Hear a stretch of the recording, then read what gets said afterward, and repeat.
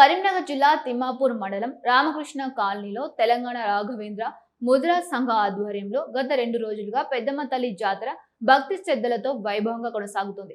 ప్రతి 5 ఏళ్లకోసారి నిర్వహించే ఈ జాతరలో గ్రామ ప్రజలు, పరిసర ప్రాంతాల భక్తులు భారీ సంఖ్యలో పాల్గొంటారు. ఆలయ కమిటీ సలహాదారు గోనెల ఎల్లయ్య, అధ్యక్షులు దాస తిరుపతి భక్తులకు ఎలాంటి అసౌకర్యం కలగకుండా అన్ని రకాల వసతులు కల్పించారు.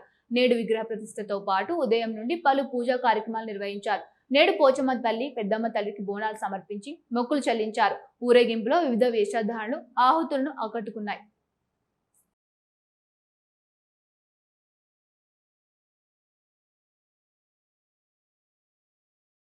గ్రామ ప్రజలకు, గ్రామ పెద్దలకు అందరికీ నా యొక్క నమస్కారములు. మాది కరీంనగర్ జిల్లా తిమ్మాపూర్ మండల్ రామకృష్ణ కాలనీ.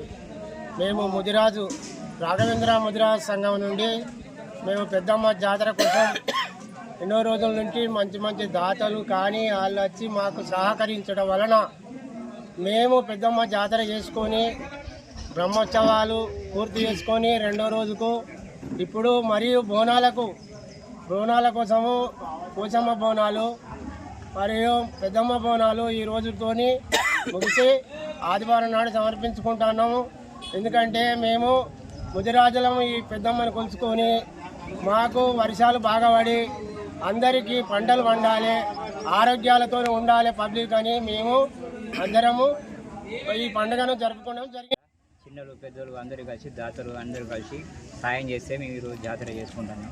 పెద్దమ్మకి పాడి పంటలు అన్నీ బాగుండాలని, వర్షాలు బాగా పడాలని, అందరం ఆరోగ్యాలతో అందరం మంచిగా ఉండాలని కోరుకుంటున్నాం. గ్రామం రామకృష్ణ కాలనీ, తిమ్మాపూర్ మండల్, కరీంనగర్ జిల్లా.